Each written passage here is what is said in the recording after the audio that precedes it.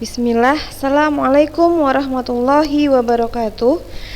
Alhamdulillahirabbil alamin, wassalatu wassalamu ala asyrofil anbiya'i wal mursalin wa ala alihi wa sahbihi ajmain. Amma ba'du. Alhamdulillahirabbil alamin. Nah, hari ini di pagi yang cerah ini kita masih diberikan kesehatan, diberikan nikmat kesehatan, nikmat keimanan, sehingga kita masih bisa melaksanakan pembelajaran seperti biasanya. Nah, anak-anak ustazah semua, untuk materi minggu ini kebetulan kan kita kan materi tentang pewarisan sifat juga sudah selesai. Jadi untuk minggu ini kita akan membahas atau mereview pelajaran-pelajaran yang udah pernah kita pelajarin selama beberapa bulan ini. Kenapa kita review? Karena minggu depan insya Allah kalian akan melaksanakan kegiatan ujian praktik, ya kan, ujian praktek. Nah, untuk ujian praktek kita minggu depan, Ustazah informasikan kepada kalian bahwa materi yang akan dibahas pada ujian praktek adalah tentang pewarisan sifat. Jadi persiapkan diri kalian dan pelajari materi tentang pewarisan sifat. Nah, selanjutnya seminggu kemudian kita akan membahas atau akan melaksanakan akan melaksanakan ujian PTS atau penilaian tengah semester. Nah, pada ujian PTS kali ini materi yang akan diujikan yaitu hanya 2 bab saja. Yang pertama yaitu tentang sistem reproduksi pada manusia, dan yang kedua sistem reproduksi pada tumbuhan dan hewan, atau perkembangan pada tumbuhan dan hewan. Nah, untuk pewarisan sifat karena di praktek sudah kita pelajarin, jadi nggak kita bahas lagi di ujian PTS. Dan kemudian soal yang akan diberikan pada ujian PTS kali ini itu berupa uraian. Jadi persiapkan diri kalian dan rajin-rajinlah membaca buku. Bagi kalian yang belum menonton video-video yang telah diberikan atau dibagikan kepada kalian, kenapa Ustazah bilang ada yang belum nonton? Karena dilihat dari beberapa kali pertemuan, minat viewersnya atau yang mengikuti, yang menonton video tersebut itu tidak terlalu banyak. Kalaupun banyak, tidak semua, maksudnya mungkin banyak tapi tidak semua. Misalnya dari 72 siswa itu mungkin hanya sekitar 60-an yang mengikuti video pembelajaran. Bagi kalian yang belum, Ustazah sarankan untuk mengulang video-video yang belum kalian tonton. Itu kalian bisa saksikan atau bisa kalian tonton di YouTube, di channel YouTube, atau di link yang masih ada di grup kalian. Kemungkinan di link tersebut kan masih ada gitu ya. Nah, langsung dicek aja ya nak, atau diklik aja, nanti akan tampil video yang telah kita pelajari selama beberapa bulan belakangan ini. Nah, Ustazah juga mau memberikan apresiasi kepada siswi-siswi kelas 9 karena kelas 9 termasuk siswi yang paling aktif dan rajin dalam mengumpulkan dan mengerjakan tugas yang telah Ustazah berikan. Nah, untuk ulangan kemarin juga alhamdulillah nilainya bagus-bagus, dan ada yang mungkin belum mengerjakan atau belum melaksanakan ujian tersebut, harap hubungi Ustazah, dan insya Allah akan dicari solusi atau jalan keluarnya. Nah, untuk materi kita yang akan kita review atau akan kita bahas kali ini yaitu yang pertama tentang sistem reproduksi pada manusia. Nah, bagian-bagian yang telah kita pelajari, yang pertama itu tentang pembelahan sel, struktur dan fungsi sistem reproduksi manusia, serta kesehatan organ reproduksi pada manusia. Nah, yang pertama itu pembelahan sel. Pembelahan sel seperti yang udah pernah Ustazah jelaskan sama kalian, pembelahan sel terbagi menjadi 2, yaitu mitosis dan meiosis, ya kan? Mitosis dan meiosis. Kalau mitosis itu pembelahan sel tubuh, ya kan, pembelahan sel tubuh. Sedangkan kalau meiosis itu adalah pembelahan sel kelamin, ya kan nak? Nah, apa beda mitosis dan meiosis? Kita lihat ya nak. Pembelahan sel mitosis menghasilkan dua sel anakan dengan materi genetik yang identik dari sel induknya. Pembelahan sel mitosis terjadi pada organisme yang mengalami pertumbuhan, perbaikan atau reproduksi aseksual, ya kan? Jadi tujuan tujuan dari pembelahan mitosis itu yaitu untuk proses mengalami pertumbuhan, perbaikan ataupun reproduksi aseksual. Jumlah kromosom sel anakan adalah diploid, ya kan, 2N. Nah, siklus hidup selnya itu dibagi menjadi dua fase yaitu pertumbuhan dan pembelahan. Pertumbuhan disebut dengan interfase, pembelahan yaitu fase pembelahan ada di sini kan. Nah, tahap-tahap mitosis itu ada interfase, profase, metafase, anafase dan telofase, ya kan? Nah, ini dia kalau yang interfase. Di sini ya kan? Kemudian fase pembelahan mitosis ini ada juga namanya profase, ya kan, di mana benang-benang kromatin ini mulai memendek dan menembal terus membentuk yang namanya kromatid. Kromatid ini berpasangan membentuk kromosom. Membran nukleus dan nukleolosnya menghilang. Nah, pada sel hewan, sentriol itu mengalami pembelahan.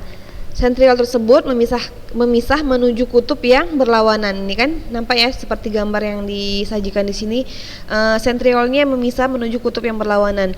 Nah, selanjutnya ada namanya fase metafase. Pada fase metafase ini benang spindalnya sudah terbentuk dan semakin jelas. Kemudian kromosomnya itu berada di tengah-tengah. Ini nampak kan nih semua menuju ke tengah. Menuju ke tengah, setiap kromosom masih terdiri atas dua kromatid, ya kan? Setiap kromosom masih terdiri dari dua kromatid. Nah, pada setiap sentromer ada dua kinetokor yang masing-masing dikaitkan dengan benang spindle. Nah, nampak ya pada gambar ya, Nak? Selanjutnya adalah anafase. Pada fase anafase ini kromatidnya sudah menuju kutub yang berlawanan, ya kan? Sudah menuju ke kutub yang berlawanan.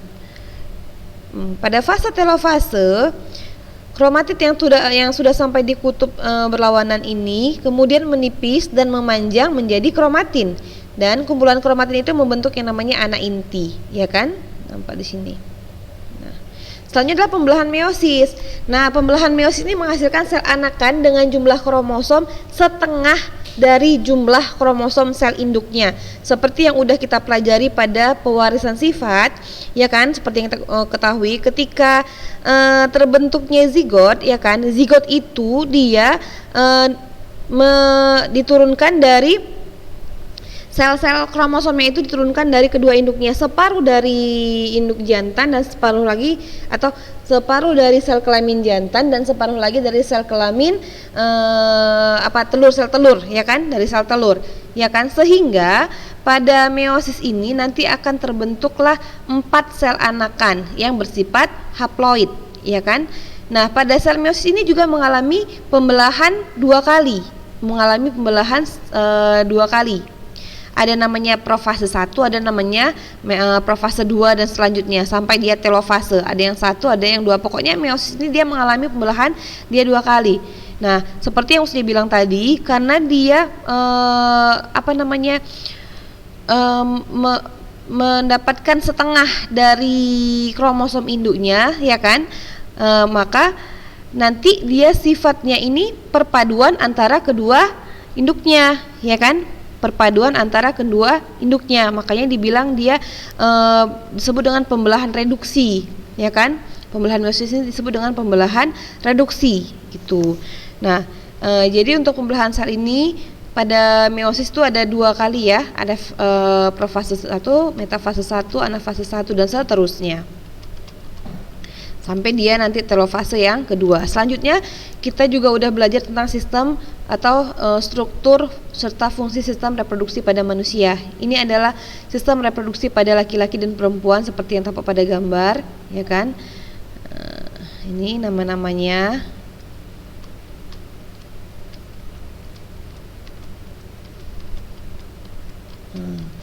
Yang sebelah Sini yang sebelah kiri kita ini adalah organ reproduksi laki-laki, yang kanan adalah organ reproduksi pada perempuan. Ya.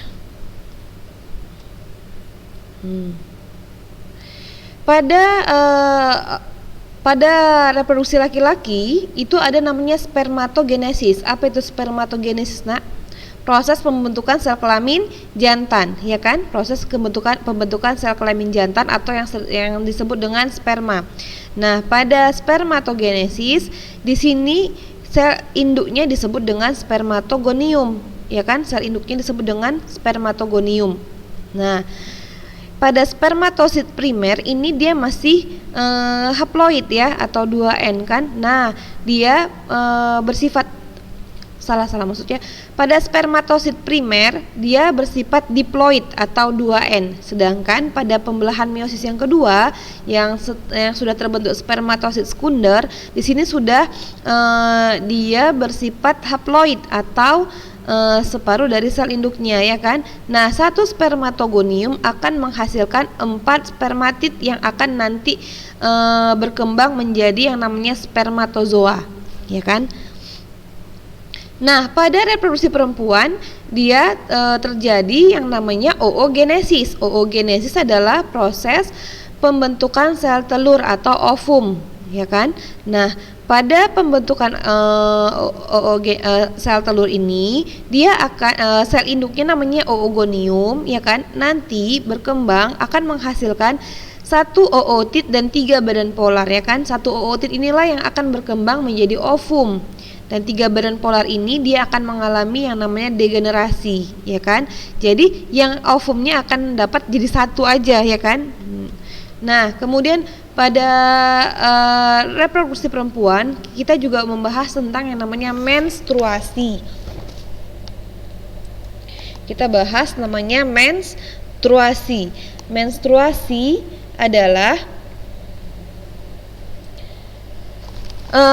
luruhnya sel telur dan lapisan endometrium yang terjadi pada perempuan jika tidak terjadi fertilisasi, ya kan? Jika tidak terjadi fertilisasi. Apa kemarin fertilisasi, Nak? Fertilisasi adalah proses peleburan sel telur dan sel sperma. Ketika melebur, maka ketika tidak dibuahi, ya kan, ketika sel telur tidak dibuahi oleh sel sperma atau tidak bertemu dengan sel sperma, maka sel telur ini akan turun ke endometrium, ya kan, ke endometrium. Nah, karena tidak terjadi fertilisasi, maka sel telur ini bersama dengan lapisan endometrium itu lapisan dinding rahim, ya kan. Nah, kan dinding rahim ini kan akan menebal ketika sel telur siap dibuahi, ya kan, sel telur siap dibuahi atau terjadi ovulasi. Ketika terjadi ovulasi, dinding rahim akan menebal. Kenapa dinding rahim menebal? Dia mempersiapkan dirinya sebagai tempat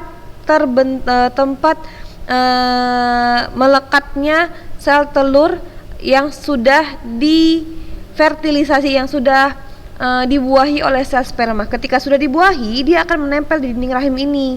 Nah, pada saat inilah perempuan dikatakan hamil, ya kan. Nah, tetapi ketika setiap bulan, misalnya kan setiap bulan kan sel telur ovarium kita itu kan menghasilkan yang namanya ovum kan. Nah, ketika setiap bulan ovum yang sudah matang tidak dibuahi oleh sperma, ya kan, tidak bertemu dengan sperma atau tidak terjadi fertilisasi, maka sel telur ini akan luruh bersama endometrium, ya kan, akan luruh bersama endometrium dan keluarlah dia bersama dengan darah-darah, ya kan. Nah, itulah yang disebut dengan menstruasi. Menstruasi terjadi secara periodik sehingga disebut dengan siklus menstruasi. Pada umumnya berlangsung selama 28 hari, tapi tergantung juga dari individunya karena setiap individu juga berbeda. Nah, apa itu fertilisasi? Seperti yang saya jelaskan tadi, sebulan sekali ovarium itu akan melakukan yang namanya ovulasi. Apa itu ovulasi? Pengeluaran sel telur matang yang berupa oosit sekunder. Nah, sel telur ini sudah siap untuk dibuahi oleh sperma. Nah, ketika sel telur bertemu dengan sperma, maka terjadilah peleburan yang disebut dengan pembuahan atau fertilisasi. Nah, fertilisasi terjadi di mana? Di tuba falopi. Tuba falopi ini adalah saluran yang ini. Ini namanya tuba falopi. Nampak kan? Nih, ini sel telurnya ini, spermanya ketemulah di tuba falopi ini. Lama-lama dia akan turun dan menempel pada dinding rahim. Pada saat seperti ini, maka perempuan dikatakan hamil. Nah, kesehatan organ reproduksi pada manusia. Nah, ada beberapa penyakit pada sistem reproduksi pada manusia. Yang pertama adalah keputihan, ya kan? Keputihan ini adalah penyakit yang ditandai dengan keluarnya cairan kental berwarna putih dari alat kelamin, dan ini disebabkan oleh jamur yang namanya Chlamydia trachomatis, ya kan, dan banyak lagi jamur-jamur atau bakteri yang lain.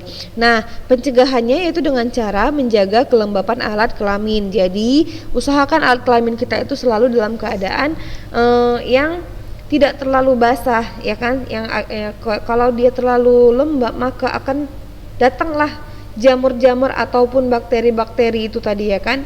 Nah, ada namanya gonore atau kencing nanah, ada sifilis atau raja singa, selanjutnya AIDS, herpes, prostat, epididymitis, dan lain-lain, ya kan.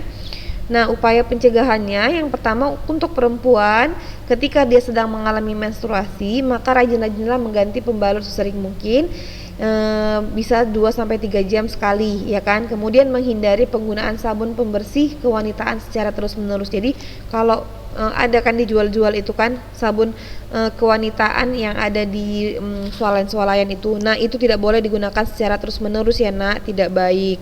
Nah, kemudian ada upaya pencegahan penyakit pada reproduksi khusus pada laki-laki. Pada laki-laki, pertama mengurangi kebiasaan mandi dengan air panas, ya kan. Nah, usahakan untuk laki-laki jangan terlalu sering mandi menggunakan air panas. Kemudian melindungi testis selama beraktivitas, dan berarti jangan menggunakan pakaian dalam yang terlalu ketat, ya kan. Kemudian menghindari minuman yang beralkohol ataupun rokok. Nah, itu tadi materi untuk sistem reproduksi pada manusia. Nah, selanjutnya kita akan mempelajari tentang sistem perkembangbiakan tumbuhan dan hewan, atau kita review sedikit, ya kan.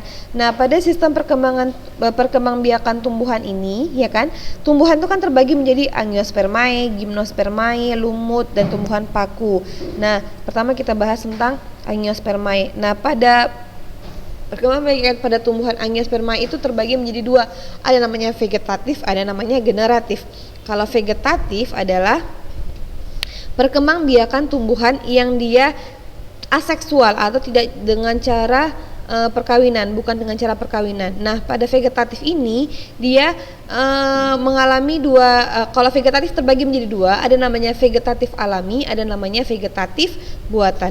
Vegetatif alami itu contohnya adalah rizoma, stolon, umbi lapis, umbi batang, tunas, dan tunas adventif. Ini adalah untuk contoh-contoh dari vegetatif alami. Dia secara alami, ya kan.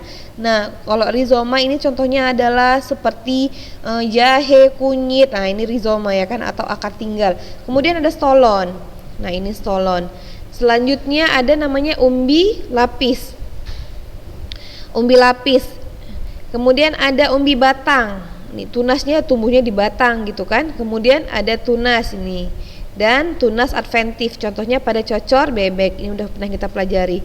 Nah, selanjutnya adalah vegetatif buatan. Nah, vegetatif buatan ini ada 3 jenisnya, ada setek, runduk, cangkok. Nah, kenapa ya? Apa sih manfaatnya vegetatif buatan pada kehidupan manusia? Nah, kalau dia tumbuhan yang dilakukan vegetatif buatan atau perkembangbiakan dengan cara kalau dia buatan berarti dia membutuhkan bantuan manusia, ya kan. Ya, dia tidak secara namanya buatan, berarti dibuat oleh manusia, ya kan, dengan cara vegetatif. Ada bisa dengan cara cangkok, bisa dengan cara runduk, bisa dengan cara setek, ya kan. Nah, apa bedanya kalau dicangkok? Kalau dicangkok itu apa sih keuntungannya? Misalnya, kalau dicangkok biasanya tanamannya itu dia bisa tumbuh lebih banyak, ya kan, bisa tumbuh lebih banyak. Kemudian lebih cepat, ya kan. Jadi dia lebih makanya orang banyak menggunakan cangkok supaya tumbuhannya itu bisa menghasilkan individu atau bisa menghasilkan keturunannya yang bagus misalnya ya kan. Nah, itu bisa dengan cangkok. Dengan cangkok itu caranya gimana? Itu kayak seperti digambar ini ya. Diiris bagian batangnya, kemudian batang ini kemudian ditumbuhi dengan tanah. Nanti batang ini akan tumbuh akarnya kan. Nah, ketika sudah tumbuh maka dipotong, ditanam dia di tanah. Nah, ini adalah hasil cangkokan itu. Nah, nanti dia akan tumbuh sendiri. Nah, kalau stek dia lain lagi. Nah, ini contoh dari stek. Dipotong bagian-bagiannya kemudian ditanam. Kalau merunduk, dia salah satu bagian dari tumbuhan tersebut dibenamkan ke dalam tanah untuk ditanam, nanti dia akan tumbuh menjadi tumbuhan yang baru. Tuh. Nah, selanjutnya yang generatif. Apa itu perkembangbiakan generatif? Perkembangbiakan generatif merupakan perkembangbiakan yang terjadi melalui pertemuan antara gamet jantan dan gamet betina, ya kan? Pertemuan antara gamet jantan dan gamet betina. Ini yang disebut dengan generatif. Berarti kalau dia generatif, ada sel kelamin jantan, ada sel kelamin betina. Nah, pada tumbuhan sel kelamin jantan dan betina itu apa? Ada kepala putik dan benang sari, ya kan? Di sini. Nah, kemudian perkembangbiakan tumbuhan Gymnospermae ini. Nanti kalau misalnya apa, kamu bisa cari lebih lanjut. Atau nanti Usdi bisa bagikan materinya ya kan. Ini tumbuhan paku dan lumut misalnya. Nah, kalau misalnya kita tanam biji, misalnya kita tanam tumbuhan dengan bijinya, apa kira-kira hasilnya? Maksudnya apa bedanya dengan cangkok? Itu cari tahu ya nak. Apa perbedaan kalau kita menanam tumbuhan yang kita cangkok dengan kita misalnya nih kita mau tanam pohon mangga misalnya kan, misalnya kita tanam pohon mangga, satu kita tanam dengan cara mencangkok, satu lagi kita tanam dengan cara menanam bijinya misalnya kan. Nah, apa sih keuntungan atau perbedaan dari kedua jenis penanaman ini? Nah, cari tahu ya nak, apa perbedaannya kalau dia dengan cara dicangkok ataupun dengan cara menanam biji. Cari tahu ya nak. Selanjutnya kita juga udah bahas tentang pewarisan sifat, ya kan. Nah, pewarisan sifat ini dia didasari karena kalau dia ilmu yang mempelajari tentang pewarisan sifat disebut dengan genetika, ya kan, ilmu genetika, ya kan. Nah, materi penyusun genetik itu ada yang namanya kromosom. Kromosom inilah faktor penting atau faktor pengendali keturunan pada makhluk hidup, ya kan, disebut dengan kromosom. Nah, struktur kromosom itu seperti pada gambar ini. Ini adalah struktur dari kromosom, berbentuk batang yang terdiri atas dua komponen molekul, yaitu protein dan asam nukleat. Nah, kemudian penyusun dari materi genetik selanjutnya adalah DNA dan RNA. Ini ya contohnya, ini contoh dari DNA, yang ini contoh dari RNA. Nah, peranan materi genetik dalam pewarisan sifat seperti yang pernah Usi jelaskan, materi genetik itu berperan dalam penentuan sifat pada makhluk hidup. Jenis-jenis sifat diturunkan makhluk hidup ada yang tampak dari luar, ada yang dia tidak tampak dari luar. Kalau tidak tampak dari luar dia itu disebut dengan genotip, sedangkan yang tampak dari luar disebut dengan fenotip. Nah, seperti misalnya begini. Ini kalau dia warna merah kita sebut dengan dominan, maka dominan itu dia kalau pada genotip itu biasanya disimbolkan dengan huruf, ya kan? Genotip disimbolkan dengan huruf dan dia terdiri dari dua huruf. Kenapa terdiri dari dua huruf? Karena setiap kromosom itu dia pasangan, makanya dia terdiri dari dua huruf. Kalau dia dominan, maka kedua hurufnya itu dia ditandai dengan dua huruf kapital, dua-duanya huruf kapital. Ini homozigot dominan ya, dominan tapi dia homozigot, sama-sama A besar duanya. Sedangkan kalau heterozigot dia ini masih bersifat dominan, tetapi alelnya itu dia atau genotipnya itu dia A besar A kecil, berbeda. Ada A besar, ada A kecil, ya kan? Ini disebut dengan heterozigot, tapi dia dominan. Sedangkan kalau dia resesif, itu biasanya dia A kecil misalnya kan, dia ditandai dengan huruf kecil, kemudian dua-duanya huruf kecil, maka ini disebut dengan resesif atau homozigot resesif. Apa itu dominan? Masih ingat? Dominan adalah sifat yang paling unggul atau paling sering muncul pada keturunan. Sedangkan kalau resesif adalah sifat yang tertutupi atau sifat yang tertutupi dari sifat dominan, atau dia kalah dari sifat dominan sehingga dia jarang muncul pada keturunannya. Itu disebut dengan resesif. Selanjutnya adalah hukum pewarisan sifat. Hukum pewarisan sifat ini disebut dengan hukum Mendel. Hukum Mendel yang pertama yang menemukannya adalah Gregor Johann Mendel, ya kan, seperti yang sudah pernah saya jelaskan. Nah, pada pewarisan sifat ini dia terbagi menjadi tiga persilangan, ada monohibrid, ada monohibrid intermediate, ada dihibrid. Kalau monohibrid ini yang dominan ini adalah persilangan dengan satu sifat yang berbeda. Sedangkan ini contohnya yang saya jelaskan ya. Nampaknya seperti pada gambar. Persilangan monohibrid dominan merupakan persilangan dengan satu sifat beda yang menghasilkan keturunan dengan sifat dominan dan sifat resesif.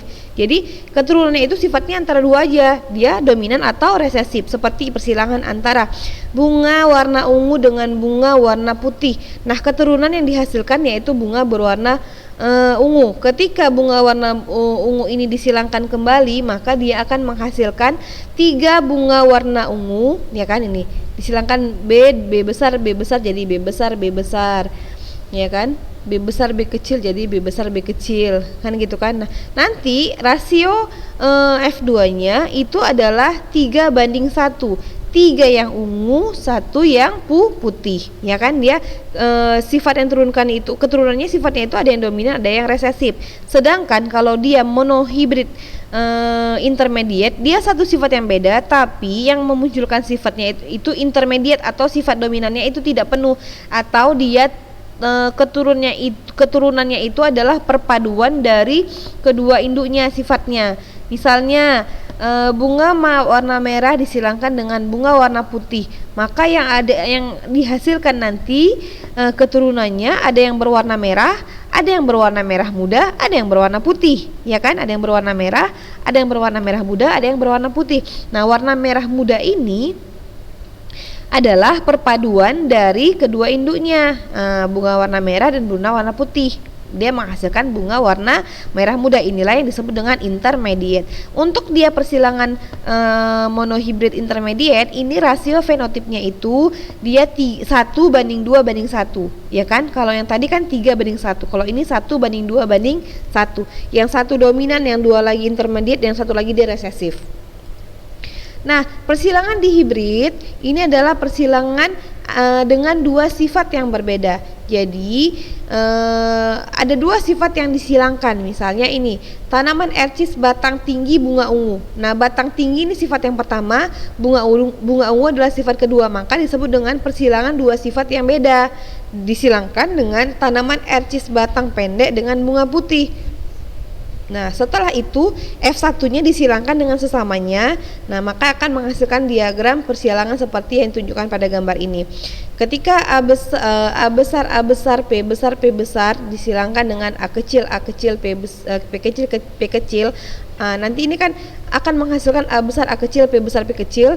Nah, nanti A besar, A kecil, P besar, P kecil ini disilangkan kembali sesamanya. Nanti akan timbullah gametnya menjadi A besar, P besar, A besar P kecil, A kecil P besar, dan A kecil P kecil. Nah, selanjutnya disilangkan. Ini silang ke sini, ini hasilnya. Ini silang ke sini, ini hasilnya. Ini silang ke sini, ini hasilnya, dan seterusnya. Nah, seperti ini kan, ini silang ke sini, ini hasilnya. Ini silang ini ke sini, ini sama ini hasilnya. Maka nanti akan diperoleh rasio genetifnya 9:3:3:1. 9:3:3:1.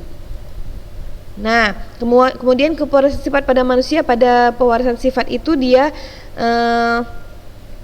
misalnya sifat cuping telinga itu kan ada yang dia melekat, ada yang tidak melekat. Contohnya kayak kuping kita kan, kuping itu kan ada yang dia melekat kan, ada yang dia agak gimana ya maksudnya. Ini kayak ini namanya cuping telinga yang tidak melekat. Nah, seperti gambar ini, ya kan. Nah, atau misalnya contoh jenis rambutnya, nih kan, contoh jenis rambut. Nah, ini dua anaknya, kamu lihat rambutnya turunnya dari mana? Dari ayahnya, ya kan. Nah, warna kulitnya juga termasuk juga dari ayahnya, ya kan. Nah, gitu. Nah, kelainan sifat pada manusia itu contohnya adalah hemofilia dan seterusnya. Nah, itu materi-materi yang udah kita pelajari. Jadi pesan Ustazah kalian pelajari lagi materi-materinya. Kalau ada yang belum paham bisa tanyakan langsung sama Ustazah.